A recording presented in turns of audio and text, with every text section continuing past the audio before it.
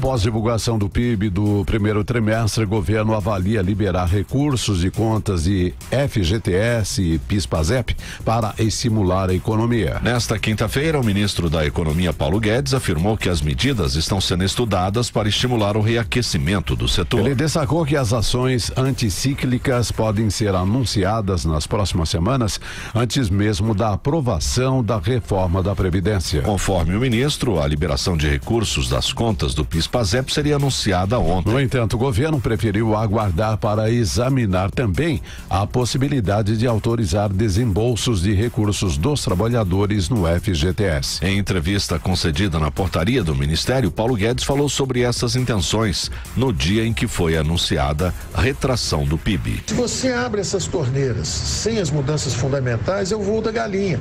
Você voa aí 3, 4 meses porque liberou, depois afunda tudo outra vez. Mas na hora que você fizer as reformas fundamentais, e aí sim você libera isso, é como se fosse aquela chupeta de bateria, né? A bateria está parada, você dá a chupeta, mas com a certeza que o carro vai andar. Você não pode ficar, dá uma chupeta, anda 3 metros, para tudo outra vez. O ministro Paulo Guedes ressaltou que não vai buscar implementar truques nem mágicas para estimular a economia, mas que vai buscar fazer reformas sérias. O PIB caiu 0,2% no primeiro trimestre, totalizando R$1,714 bilhões, segundo dados divulgados nesta quinta-feira pelo IBGE. O resultado veio dentro do esperado, confirmando a leitura de maior fraqueza da atividade econômica neste começo de ano e piora das expectativas.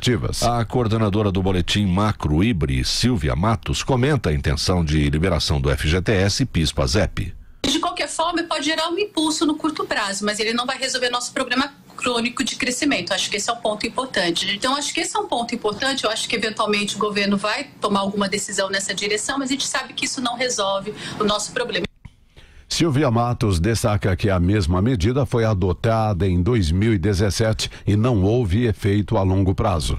O gerente executivo de política econômica da CNI, Flávio Castelo Branco, aponta que a indústria é afetada frente aos fatores internacionais e ao cenário doméstico. E nós temos questões mais estruturais, mais de longo prazo, como baixa competitividade dos nossos produtos, a ausência da demanda mais vigorosa, que estão fazendo com que a economia e principalmente a indústria tenham dificuldade muito grande de sair dessa nossa grande recessão.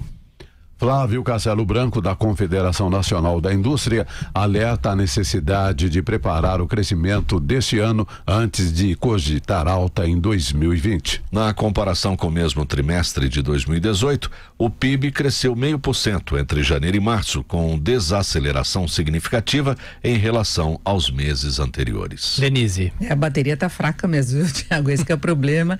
E aí Paulo Guedes pode recorrer a mecanismos que não são exatamente da cartilha liberal para dar um estímulo adicional, foi o que ele falou. Se faz a reforma estrutural, que é fundamental, o país precisa contar com o equilíbrio das contas públicas, sem isso a situação pode desandar ainda mais. Sabemos que não dá para sustentar um crescimento de longo prazo, tendo rombos imensos, tendo como meta um déficit de 139 bilhões de reais, e mesmo tendo esse rombo, o governo ainda tem de promover contingenciamento, tem de pedir autorização do Congresso para reforço de caixa, buscando recursos no mercado. Então tem de resolver essa situação fiscal, a reforma da Previdência, porque aí você ganha confiança dos agentes econômicos, dos empresários, de investidores estrangeiros, pode avançar com um programa de concessões da infraestrutura. O Brasil precisa muito de investimentos. O PIB ontem mostrou um nível de investimentos equivalente a 15,5% do PIB. Isso é pouco demais. Para fazer diferente, os investimentos deveriam estar na faixa acima de 20% do PIB. Então, houve uma queda